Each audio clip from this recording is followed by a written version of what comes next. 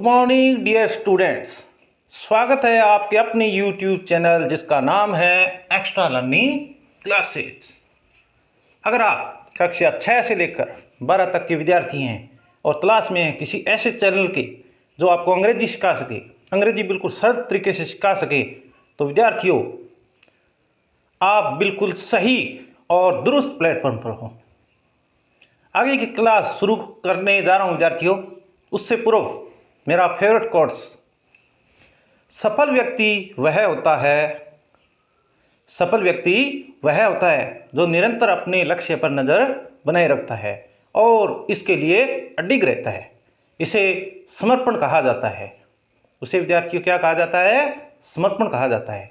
तो सबसे पहले अगली क्लास बढ़ाने से पूर्व मैं कल का फटाफट रिवीजन करवा देता हूं विद्यार्थियों। देखिए, टॉपिक चल रहा है विद्यार्थियों प्रेजेंट सिंपल इंडेफिनिट टेंस, और इसको हिंदी में बोलते हैं साधारण वर्तमान काल। पहचान, एफर्मेटिव या पॉजिटिव जो वाक्य होते हैं, ऐसे वाक्य जिनकी शुरुआत सब्जेक्ट से, कर्ता से होती है, ऐसे वाक्यों की हिंदी में पहचान क्या होती है? ता है, ती है, ते है आदि आती हैं। हिंदी के जो वाक्य होते हैं यानी क्रिया के अंत में, हिंदी वाले वाक्य होते हैं उनके क्रिया के अंत में ता है, ती है, ते है आदि शब्द देखने को मिलते हैं।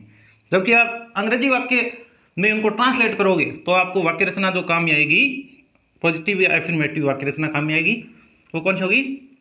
सब्जेक्ट प्लस वर्ब की फर्स्ट फॉर्म प्लस एस और प्लस ऑब्जेक्ट। अब इस पर 2-3 एग्जाम्पल है, मैं फटाफट वो करवाता हूँ। तो देखिए विद्यार्थियों, वे बाजार जाते हैं, इसको अंग्रेजी में ट्रांसलेट अपने कैसे करेंगे? वे को अंग्रेजी में बोलते हैं दे। विद्यार्थी क्या बोलते हैं वे को अंग्रेजी में? दे। बाजार, इसकी अंग्रेजी स्पेलिंग है वो बाद में लिखेंगे। जाते हैं, जाने को क्या बोलते हैं? गो। दे गो टू मार्केट, इस प्रकार से लिखा जाएगा। अब दे, ये यहां पर क्या है? प्लूरल सब्जेक्ट है। क्या है? प्लूरल सब्जेक्ट है विद्यार्थियों। क्या है? प्लूरल सब्जेक्ट, बहुवचन सब्जेक्ट। गो, यहां वर्ब की कौन सी फॉर्म है? फर्स्ट फॉर्म है, गो टू मार्केट। इस प्रकार से ये सेंटेंस बनेगा। दूसरा वाक्य देखिए विद्यार्थियों, दूसरा वाक्य है वह शाम को टीवी देखता है। अब वह शब्द देखता है यानी किसी लड़के के संदर्भ में आया है, किसी पुरुष के संदर्भ में आया है, तो यहां वह के लिए अपने शब्द लिखेंगे ही। अब अपने शाम को टीवी देखता है को अंग्रेजी में बोलते हैं वॉच, तो यहां लिखेंगे वॉचेज। क्या लिखेंगे विद्यार्थियों? Watches. TV, he watches TV. शाम को के लिए अपने अंग्रेजी शब्द इस प्रकार से लिखेंगे इन द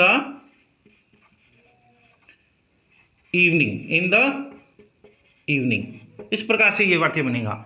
अब देखिए, ये सब्जेक्ट क्या है अपना? एक वचन है। क्या है विद्यार्थियों? एक वचन यानी सिंगुलर नाउन, और इसके साथ वर्ब के अंत में भी आपको ch दिखाई दे रहा है, और यहाँ ch आने की स्थिति में यहाँ es अपने लगाती हैं। इसके बारे में काफी कुछ मैं विद्यार्थियों शुरू वाले वीडियो में मैं बता चुका हूं। आगे देखिए विद्यार्थियों, वह एक गाना गाती है, इसका अंग्रेजी में ट्रांसलेशन किस प्रकार से होगा? देखिए, वह, अब यहाँ एक लड़की के संदर्भ में आया है, वह एक गाना गाती है, तो लड़की के संदर्भ में आया तो यहाँ लिखेंगे सी। गाती है, गाना को बोलते हैं सिंग। अब ये सब्जेक्ट अपना क्या है? एक वचन है, सिंगुलर सब्जेक्ट है, और ऐसी स्थिति में अपने यहां लगाएंगे एस। तो वह एक गाना गाती है, सी सिंग्स ए सॉन्ग। इस प्रकार से विद्यार्थी ये सेंटेंसेस बनेंगे। आया समझ में? अब अपने आगे इसमें आज अध्ययन करने वाले हैं प्रेजेंट सिंपल इंडेफिनिट टेंस के जो नेगेटिव सेंटेंसेस होते हैं यानी नकारात्मक वाक्य होते हैं, उनको अंग्रेजी में ट्रांसलेशन कैसे करते हैं उनके बारे में देखिए। आगे एक बार नोट कर लीजिए विद्यार्थियों, नोट कर लिया होगा विद्यार्थियों।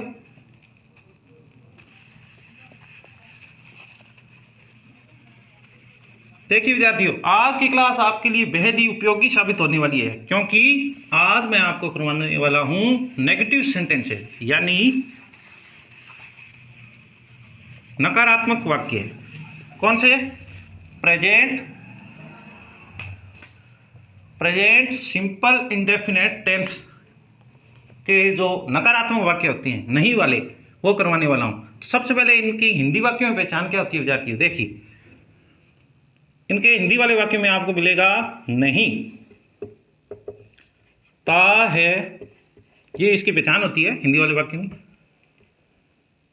ती है नहीं, ती है नहीं, ते हैं, इस प्रकार से आपको देखने को मिलेगा हिंदी वाले वाक्यों के अंत में, यानी क्रिया के अंत में। बीच में आपको नहीं शब्द भी देखने को मिलेगा, क्योंकि अपने वाक्य कौन से कर रहे हैं, नकारात्मक वाक्य। नकारात्मक वाक्य को अंग्रेजी में क्या बोलेंगे, नेगेटिव सेंटेंसेस। क्या बोलेंगे विद्यार्थियों, नेगेटिव सेंटेंसेस। तो इसकी अंग्रेजी में वाक्य रचना यानी स्ट्रक्चर बात करें तो क्या बनेगी, सब्जेक्ट प्लस डू या does plus note plus verb की फर्स्ट फॉर्म और प्लस ऑब्जेक्ट। इस प्रकार से जो अंग्रेजी वाले वाक्य होंगे उनकी वाक्य रचना अपने काम में आने वाली है विद्यार्थियों। इसके कुछ एग्जांपल्स करते हैं अपने। जैसे मैं एक सेंटेंस लिखता हूं,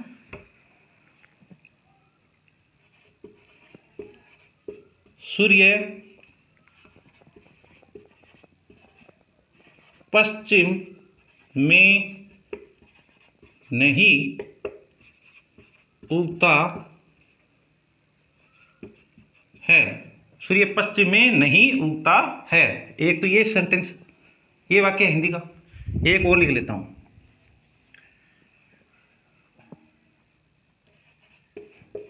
मेरी बहन कपड़े नहीं धोती है। ये दो वाक्य देखिए विद्यार्थियों, इनको आप अपने अंग्रेजी में ट्रांसलेट करेंगे, अंग्रेजी में अनुवाद करेंगे इनका। तो सूर्य पश्चिम में नहीं उगता है विद्यार्थियों, सूर्य पश्चिम में नहीं उगता है ना, तो कहाँ उगता है, सूर्य पूर्व दिशा में उगता है विद्यार्थियों। सूर्य किस दिशा में उगता है, पूर्व दिशा में, तो बिल्कुल पश्चिम में नहीं उगता है। अब इसको अपने अंग्रेजी में ट्रांसलेट करते हैं। देखिए सूर्य को अंग्रेजी में क्या बोलेंगे, सन, लेकिन अपने यहाँ द सन लिखेंगे विद्यार्थियों, ठीक है। ये दा क्यों लगाया है, ये आर्टिकल होता है। और जब दुनिया में, पूरे संसार में अगर कोई वस्तु एक ही होती है, तब उस स्थिति में ये अपने द आर्टिकल लगाते हैं। पूरा अगर डिटेल में जाते हैं तो विद्यार्थियों देखिए, ये टॉपिक से थोड़ा हटके होगा तो वो आपको नहीं करवाएंगे, बट आपको ये अलग से कोई टॉपिक है उसके अंतर्गत हम आपको करवाएंगे। पार्ट्स ऑफ स्पीच होता है एक टॉपिक, उसके अंतर्गत ये सारा करवाएंगे। आगे देखिए विद्यार्थी, द सन, सूर्य पश्चिम में नहीं उगता है। The sun does not rise in the west. In the west, west क्या होती है, वेस्ट अपनी पश्चिम दिशा होती है विद्यार्थियों, ठीक है। राइज मीन्स क्या होता है, उगना। ये कौन सी फॉर्म है वर्ब की, फर्स्ट फॉर्म है विद्यार्थियों। कौन सी है, फर्स्ट फॉर्म है ये। नीचे वाले वाक्य में देखिए, पूरा एक एक वर्ड के बारे में मैं बताऊंगा, इसके बारे में भी बताऊंगा। आपका ये क्वेश्चन में बन रहा है डच कहाँ आता है, भी बताऊंगा डू कहाँ आता है। इसका आगे वाला एक बार वाक्य देखिए आप, मेरी बहन कपड़े नहीं धोती है। तो इसको अंग्रेजी में ट्रांसलेट कैसे करेंगे, मेरी बहन को लिखेंगे अपने माई सिस्टर। अब ये एक वचन सब्जेक्ट है, यहाँ पर भी ये एक वचन सब्जेक्ट है, इस स्थिति में ये डज है। तो यहाँ लिखेंगे अपने माई सिस्टर डज नोट, और धोने को अपने बोलते हैं वॉश, क्लोथेज, डज नॉट वॉश क्लोथेज। इस प्रकार से ये सेंटेंस बनेगा। अब ये देखिए, इसमें सब्जेक्ट क्या है अपना, एक वचन है, और एक वचन होने की स्थिति में ये डज नोट आता है विद्यार्थियों। क्या आता है, डज नोट आता है। ये मेन वर्ब है, उसकी फर्स्ट फॉर्म है, और ये अपना ऑब्जेक्ट है। अब इस वाक्यों के अंत में भी देखिए विद्यार्थियों क्या है। पहला वाक्य देखिए, सूर्य पश्चिम में नहीं उगता है, ता है, ये देखने को मिला है ना हिंदी के वाक्य में। एक शब्द ये भी देखने को मिला है आपको, मिला है ना विद्यार्थियों, नहीं, ता है, ये देखिए नहीं, ता है, इस प्रकार। दूसरे में देखिए, मेरी बहन कपड़े नहीं धोती है, नहीं मिला है ना, धोती है। इसमें भी देखिए टी है, ये देखिए नहीं टी है। तो इस प्रकार के जो वाक्य होते हैं जिनमें नहीं आता है और अंत में ता है, ती है, ते है आता हो, तो ऐसे वाक्य कौन से होते हैं?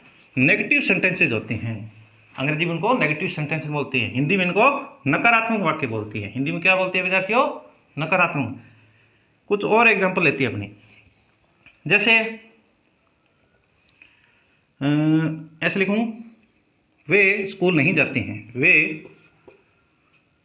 स्कूल, या ऐसे बोल सकते हैं विद्यालय। 3 नंबर सेंटेंस मान लेता हूं मैं, वे विद्यालय नहीं जाते हैं। अब अगर अपने इसको अंग्रेजी में ट्रांसलेट करना है तो कैसे? देखिए इसमें क्या लिखा है, नहीं आया ना, ते हैं, ये देखिए ते हैं। तो अब इसको कैसे बनाएंगे अंग्रेजी में? देखिए वे को अंग्रेजी में बोलते हैं दे। अब अपने इस पे ध्यान नहीं देंगे, जाते हैं नहीं जाते हैं, तो ये दे ये बहुवचन सब्जेक्ट है। क्या है विद्यार्थी? ये बहुवचन सब्जेक्ट है, बहुवचन सब्जेक्ट है। ऐसी स्थिति में यहां अपने डू नॉट लगाएंगे। क्या लगाएंगे विद्यार्थियों? Do not. जाते हैं, जाने को बोलते हैं गो, और कहाँ नहीं जाते विद्यालय? गो टू स्कूल, स्कूल, विद्यालय को स्कूल बोलते हैं। पता है ना आपको? इस प्रकार से ये नेगेटिव सेंटेंसेस बनते हैं विद्यार्थियों। अब देखिए विद्यार्थियों, ये डू नॉट और डज नॉट कब आता है? थोड़ा मैं यहाँ आपको लिखवा देता हूँ, एक बार इसका स्क्रीन शॉट ले लीजिए। ले लिया होगा विद्यार्थियों?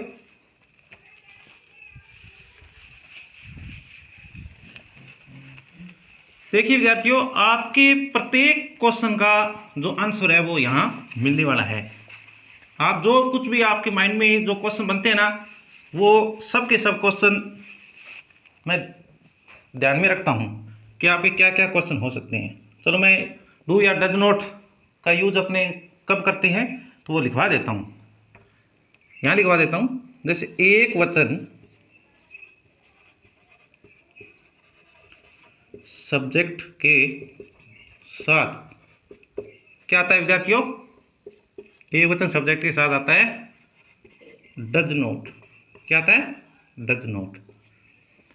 अपने इनकी बात कर रही है विद्यार्थियों, ये जो अपने वाक्य रचना है ना, सब्जेक्ट, सब्जेक्ट के बाद में डू या डज नॉट, भी डज कहाँ आएगा और डू कहाँ आएगा, डू नॉट कहाँ आएगा या डज नॉट कहाँ आएगा, उसकी बात कर रही है। बहुवचन सब्जेक्ट के साथ आता है डू नॉट। ठीक है विद्यार्थियों।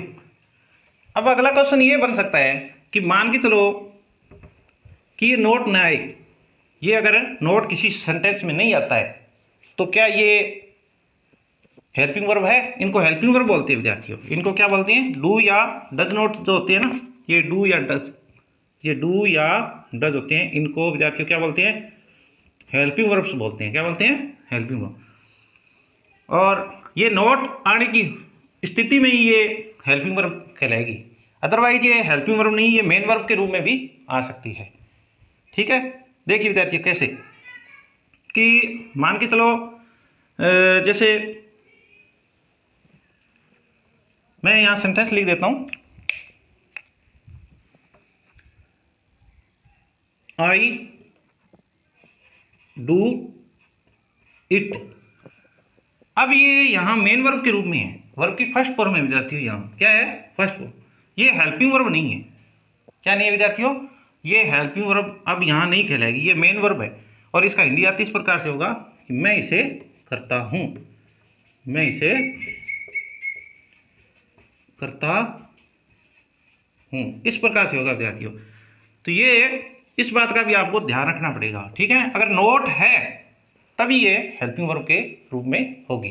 ठीक है विद्यार्थियों, कुछ और एग्जांपल्स करते हैं, एक बार स्क्रीनशॉट ले लीजिए।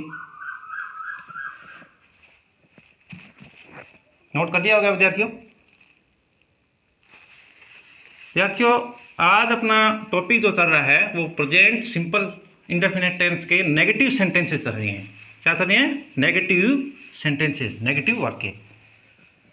जैसे मैं लिखता हूँ, एक एग्जाम्पल है कि एक शेर घास नहीं खाता है। एक शेर घास नहीं खाता है। या क्यों? क्या शेर घास खाता है? नहीं ना। तो क्या खाता है? मीट खाता है। एक शेर घास नहीं खाता है, बिल्कुल नहीं खाता है। तो इसका अपने अंग्रेजी में अनुवाद किस प्रकार से करेंगे? नहीं आ गया, देखिए विद्यार्थियों, पहले तो ये देखो, अंत में ता है, अंत में क्या आ गया? ता है। तो ये अपनी वाक्य रचना काम में आएगी। तो एक शेर अपने लिखेंगे ए लॉइन। क्या लिखेंगे विद्यार्थियों? ए लॉइन। खाना यानी खाता है, और इससे पहले अपने ये शब्द है, इस पर पूरा ध्यान रखना पड़ेगा, इसके हिसाब से बनाएंगे अपनी। तो ए लॉइन, ये एक वचन हो गया, सब्जेक्ट अपना, सब्जेक्ट क्या हो गया? एक वचन। और एक वचन होने की स्थिति में अपने क्या लगाएंगे? डज नॉट लगाएंगे। क्या लगाएंगे विद्यार्थियों? Does not. तो यहाँ डज नॉट लिखते हैं, डज नॉट। खाना को क्या बोलते हैं? ईट। और क्या नहीं खाता है?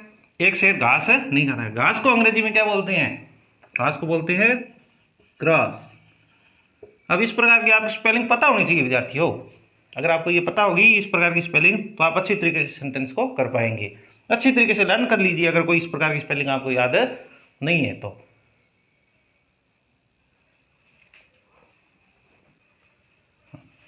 ठीक है विद्यार्थियों, आज के लिए क्लास अपने इतनी रखेंगे।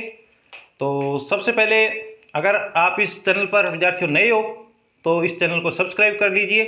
और आज जो कुछ भी मैंने इस क्लास में करवाया है, अगर वो समझ में आए तो आप इस वीडियो को लाइक कीजिएगा, अपने क्लासमेट्स, अपने सहपाठियों में इसको शेयर कीजिएगा, और चैनल को सब्सक्राइब करने के साथ साथ बेल आइकन को प्रेस कर लीजिएगा, ताकि आने वाली हमारे तमाम क्लासेस के जो नोटिफिकेशन है वो आपको समय समय पर मिलते रहें।